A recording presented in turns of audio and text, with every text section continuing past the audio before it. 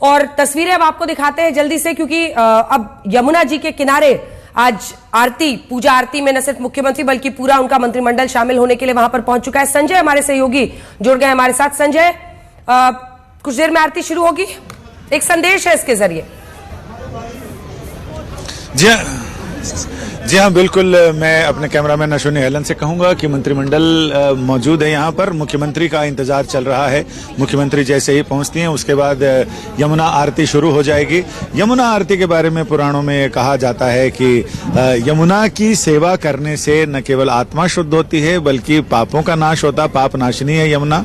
और कालिंदी है, चूंकि कलिंद नामक की पर्वत श्रृंखला है जहां से यमुनोत्री ग्लेशियर से उसका उद्गम होता है।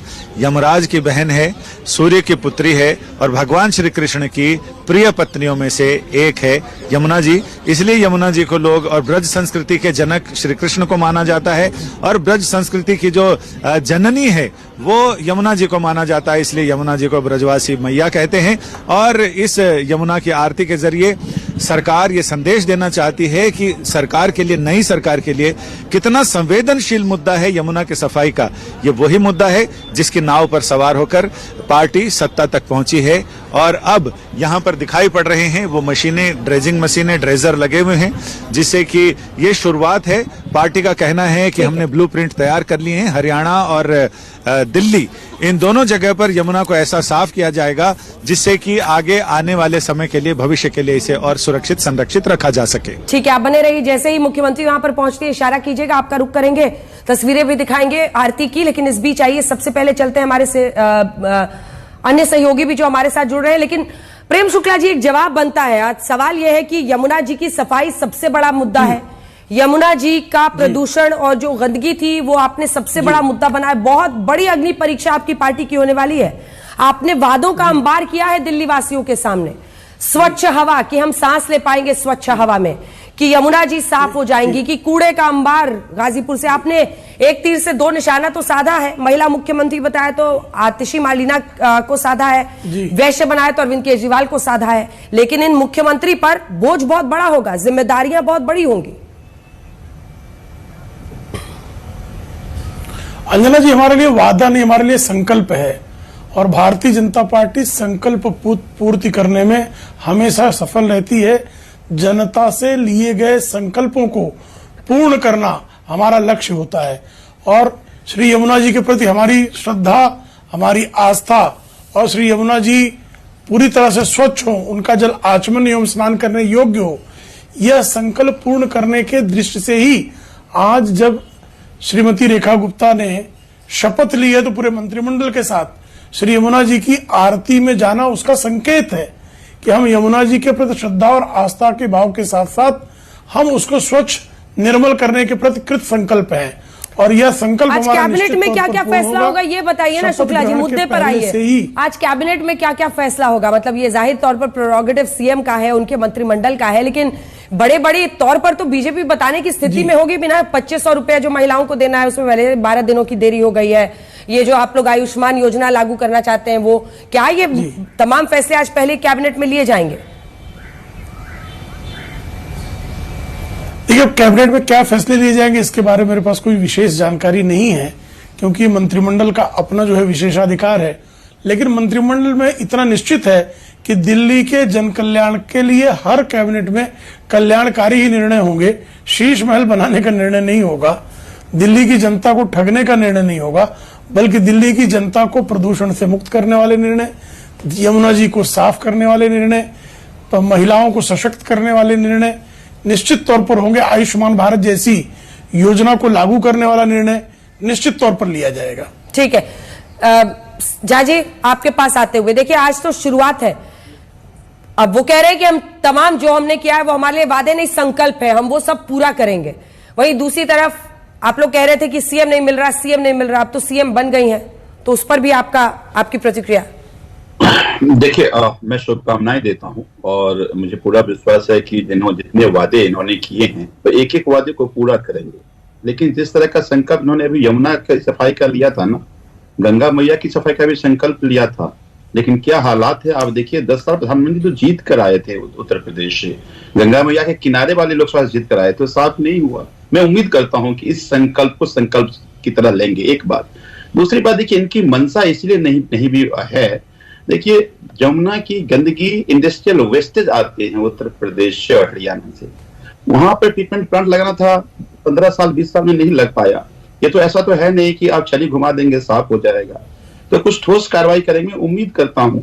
और आपने बिल्कुल ठीक कहा अंजना जी, इन्होंने कहा था कि पहली कैबिनेट की बैठक में हम 2500 रुपए का फैसला लेंगे कि महिलाओं को 25 रुपया देंगे। आज पहला कैबिनेट है, मैं उम्मीद करता हूं कि पहले कैबिनेट में यह फैसला होगा। नहीं तो जान लीजिए मैं चुन के आया हूं और विपक्ष में हूं, अगर आपने ये फैसला नहीं लिया तो सदन में फिर आपसे हिसाब किताब बराबर की होगी, और हम ऐसे तो बच के निकलने नहीं देंगे आपको। तो मैं उम्मीद करता हूं कि वो नौबत ना आए। आपने जो दिल्ली की जनता से वादा किया था कि पहली कैबिनेट की बैठक में महिलाओं को 2500 रुपए का फाइल पास होगा और 8 मार्च से पहले सबके अकाउंट में वो पैसा आ जाएगा, मैं उम्मीद करता हूं वो होगा। उन्होंने कहा था कि सिलेंडर 500 रुपए का देंगे। मैं उम्मीद करता हूं कि बिजली के रेट नहीं बढ़ेंगे। मैं उम्मीद करता हूं कि जो सरकारी स्कूल अच्छे हुए और अच्छे होंगे। हाँ। मैं उम्मीद करता हूं कि मोहल्ला क्लिनिक और खुलेंगे। संजीव जी, वो कह रहे हैं मोहल्ला क्लिनिक पर भी जांच बैठेगी, करप्शन पर भी जांच बैठेगी, और इसी के साथ ये जो मुख्य मतलब जब अरविंद केजरीवाल रह रहे थे, बंगला था वो, उस बंगले को कह रहे हैं शीश महल का टिकट लगा देंगे, जनता जाके देखेगी कितने महंगे टॉयलेट्स, इतने महंगे पर्दे दिखते कैसे हैं। बड़ा आश्चर्य है अंजना जी। देखिए, इन्वेस्टिगेटिंग एजेंसी कौन कौन है? विजिलेंस जो इनके पास था, एसीबी जो पहले से इनके पास था, ईडी पहले से इनके पास, सीबीआई इनके पास, दिल्ली पुलिस इनके पास, क्यों नहीं जांच कराया? ये तो इसका मतलब है कि देखिए, ये सब लोग आज भी लोगों को झूठ और गुमराह कर रहे हैं। ऐसा एक भी एजेंसी जो दिल्ली सरकार के पास होती और ये नहीं कर पाते, समझ में आता। अरे सारी एजेंसी तो आपके पास थी बॉस। ये छोड़ दीजिए, चुनाव से पहले कैग रिपोर्ट तो आपके पास थी ना सर, जिसको आप लोग दबा के बैठे रहे, विधानसभा में पेश ही नहीं किया। मैं आता हूं, कैग रिपोर्ट कहां घर वाला आपने पेश होने दिया विधानसभा में? कैग रिपोर्ट हमने नहीं बनाया है, कैग रिपोर्ट इन्होंने ही बनाया। पर विधानसभा में रखना तो आपको था ना, आपकी सरकार को था ना। कोई बात नहीं है, अब रख लेंगे। और चल मैं क्या मान लीजिए क्या बड़ा करप्शन था, जांच कर लेते, जेल भेज देते। मेरा ये कहना है, देखिए आज एक बात समझिए अंजना जी, इस देश के सभी इंस्टीट्यूशन को, मैनेज इंस्टीट्यूशन को, कमजोर इंस्टीट्यूशन को अपने फायदे के लिए उपयोग किया जा रहा है, और केवल पॉलिटिकल नैरेटिव बनाने के लिए, लोगों को गुमराह करने के लिए, झूठ बोलकर लोगों को धोखा देने के लिए। ये ज्यादा चलता नहीं है। अच्छा है ना, दिल्ली के अंदर 5 साल के लिए इनको मैंडेट दिया है, और मुझे उम्मीद है कि ये जो पॉलिटिकल करप्शन ये लोग फैला रहे थे, ये राजनीतिक करप्शन और राजनीतिक जो गंदगी थी, वो गंदगी नहीं फैला करके आप जनता का काम करेंगे, और जनता का काम नहीं किए तो हम आपको करवाएंगे।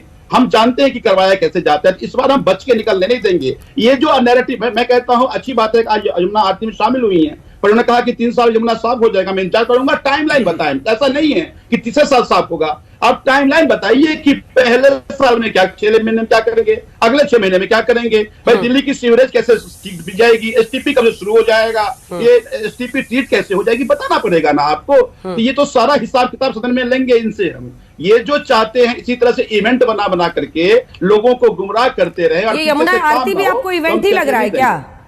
यमुना आरती भी इवेंट ही लग रहा है? क्या ये आरती इवेंट नहीं है?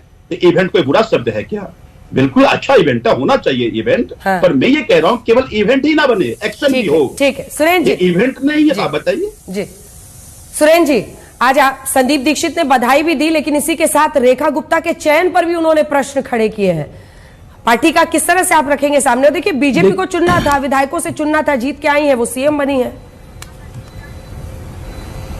अंजना जी, देखिए 2 चीजें हैं। दिल्ली की सीएम रेखा गुप्ता जी को बधाई, और सवाल तो उठेंगे। अगर आपका किसी कोई इतिहास अगर ऐसा है तो वो सवाल उठने भी चाहिए। उन्हें चाहिए कि एक बार अपने इतिहास के सवालों को साफ कर दें और बात खत्म करें, उसके बाद उस पर चर्चा नहीं होनी चाहिए। इतिहास में अगर उन्होंने कुछ किया है किसी के भी, वो सवाल उठते हैं, ऐसी कोई बड़ी बात नहीं है।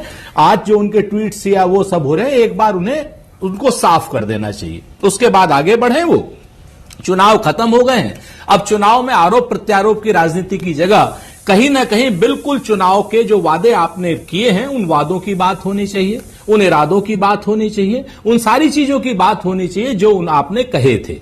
लेकिन जिस तरीके से आप गंगा मैया के सामने आज आरती कर रहे हैं, हम भी चाहते हैं वो आरती हो, परमानेंट हो, लेकिन मैं आपको याद दिलाना चाहता हूं अंजना जी, चूंकि आप तो बहुत पहले से पत्रकारिता कर रही हैं। आपको याद होगा जब 2014 में 20,000 करोड़ गंगा मैया की सफाई के लिए दिए गए थे, ऐसे ही डोजर जो थे वो बनारस में भी चल रहे थे कि साफ हो जाएगा, और उसका प्रत्यक्ष उदाहरण है कि क्या हुआ क्या नहीं हुआ। वो कुंभ के मेले में एनजीटी की जो रिपोर्ट है वो उसकी सारों की पोल खोल रही है।